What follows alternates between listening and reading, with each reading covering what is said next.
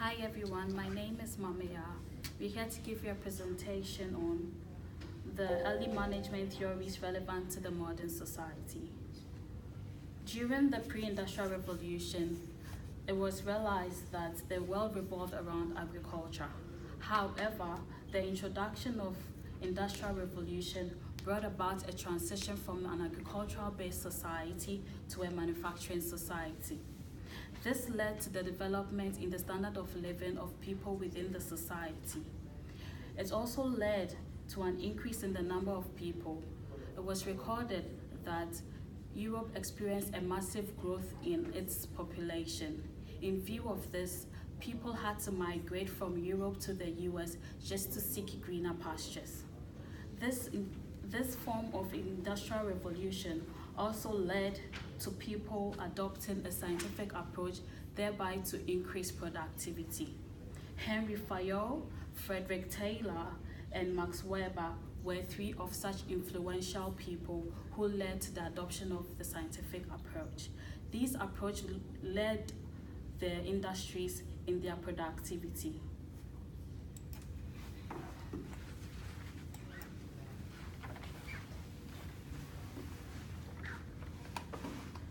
Hi, I'm Ramanpreet Kaur. I'm talk about Frederick Winslow Taylor. He was an American mechanical engineer known as the father of scientific management. His theory was instrumental. The main focus of Frederick is to improve the efficiency of industrial and Henry Ford was one of the pioneers of American industry revolution. He implemented the Taylor's theory in the production plant, and the Model T began in 1908. Henry Ford and Frederick Winslow Taylor collaboration revolutionized the automobile industry at that time.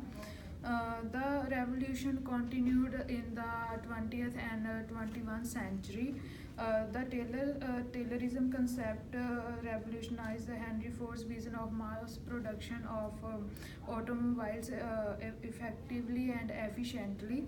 The main target of Taylorism is to achievement of maximum job fragmentation and separation of indirect and direct labor, and moreover separation in the execution of work from work planning, and moreover if I when I conclude it, we can say that Taylorism is a concept of scientific management, and the main motive of it concept is to improve the product efficiency. Thank you.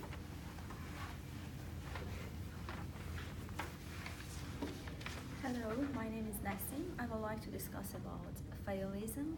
Henry Fayol was a French mining engineer who pioneered Fayolism. He developed the concept of administrative management in 1960. He published his seminal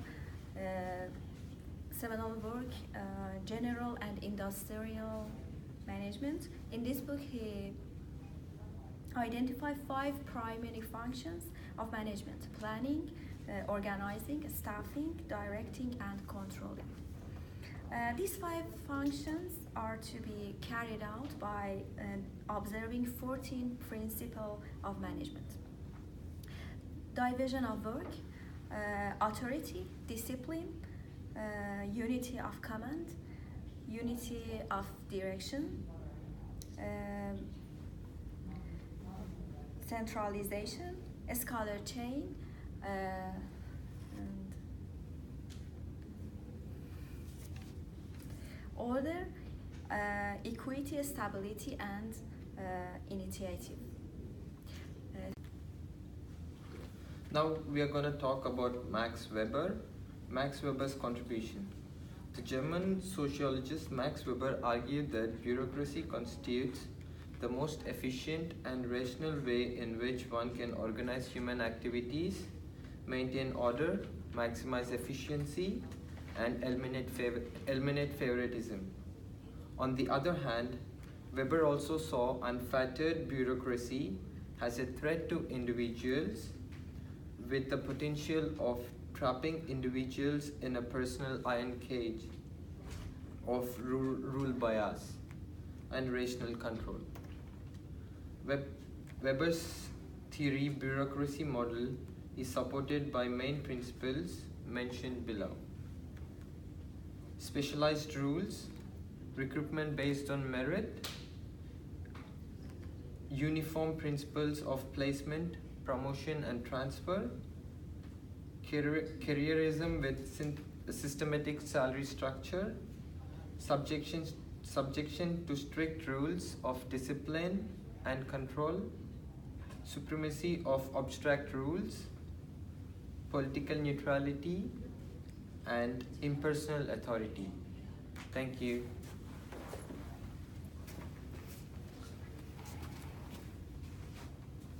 Thank you, Manish. My name is Shanevas. Today I'm going to discuss about the scientific management theories by many intellectuals, especially on trade, and how it works in modern world. Well, let's look at who are the intellectual.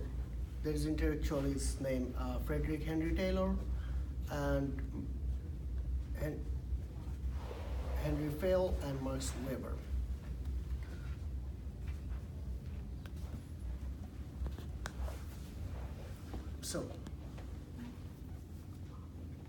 So now I'm analyzing how those theories are working in present world. So if we look at any modernized car industries or any kind of industries, now robotics are using there. Robots are working there behind the people. So robot takes the place of people. But concept is there. Machines are moving.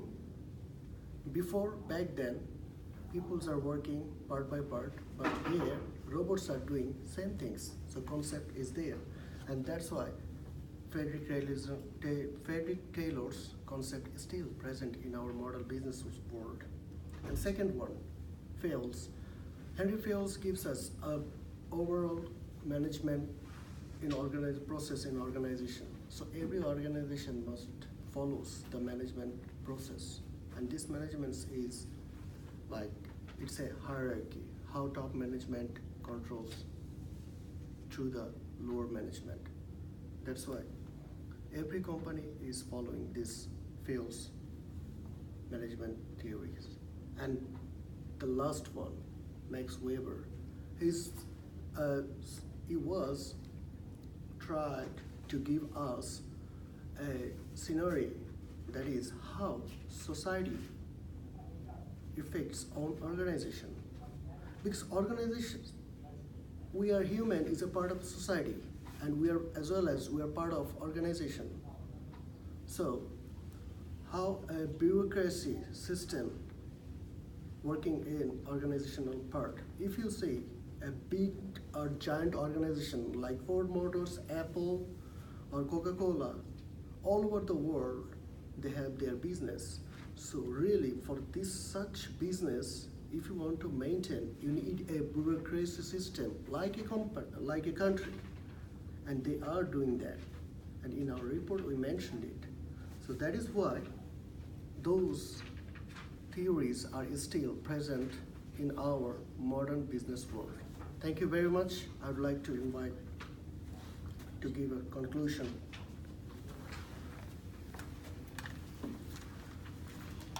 Thank you, dear, for giving me opportunity to speak. Now we are at a conclusion. So I am talking about the Fayol, Taylor, and Max Weber's approach. Fayol is considered by many as a founder of a modern operational management theory. His ideas are a fundamental part of modern management principle, whereas Taylor's theory focus on a task and goals to manage the work outputs. On the second side, Fayol developed a management theory that was concerned with the management of the organization as a whole. Taylor's approach to management started from the production floor around onwards and upwards. Now we look at the Max Weber's approach. Related to the Foyle's approach is that they both are vertical organized and down top. Max Weber management principle was called bureaucratic theory. Well, it provided a framework to control human activity. Though at present, because of the time which we live, bureaucracy may no longer have as much negative effect on a pupil compared to the past.